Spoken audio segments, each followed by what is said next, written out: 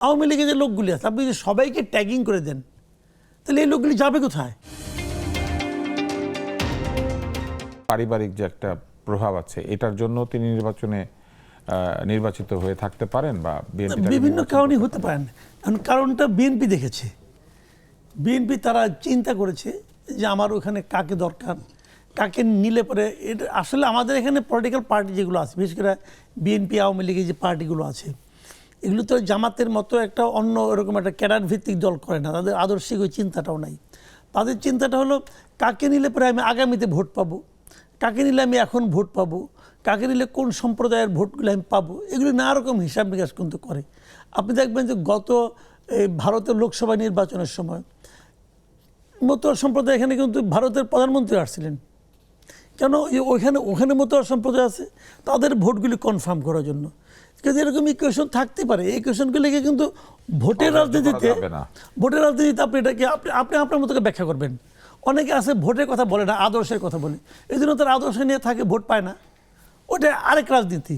ওই রাজনীতির সঙ্গে তো আমি আলোচনা করি। ভোটকে কি আসলে মিলানো সম্ভব না? সম্ভব না।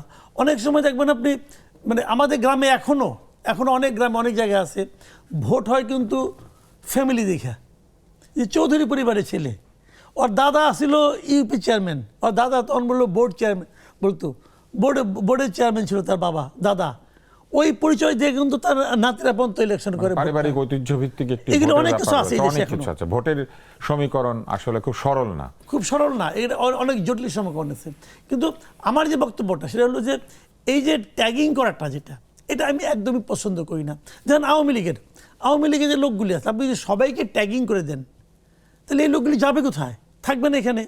তাদের আপনি নিবেনও না, কোনো যাওয়ার জায়গাও দিবেন না। তাহলে এটা অন্যায় হয়ে গেল না?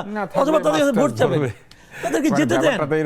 এখন নাহিদ ইসলাম দরজা খুলে দিছে, আমি ওকে প্রশংসা করি।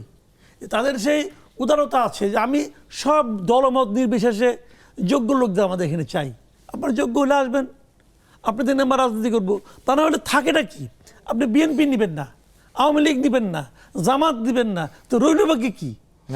জনগণের অভিপ্রায় আছে না, তাদের সঙ্গে তো জনগণ সবাই তো রাজনীতি করে না ভাই, যে তারা ভোটটা দেয়। রাজনীতি করার জন্য তো লোক লাগবে, লোক কই? দেশ থেকে আপনি মানে এর সব যদি আপনি বাঁচতে থাকেন। মনে করেন যে এটা একটা ভালো কৌশলগত সিদ্ধান্ত হয়েছে বাংলাদেশে যে রাজনীতি, সেই রাজনীতির প্রেক্ষিতে এই কৌশলকে আমি খারাপ মনে করি না। আমি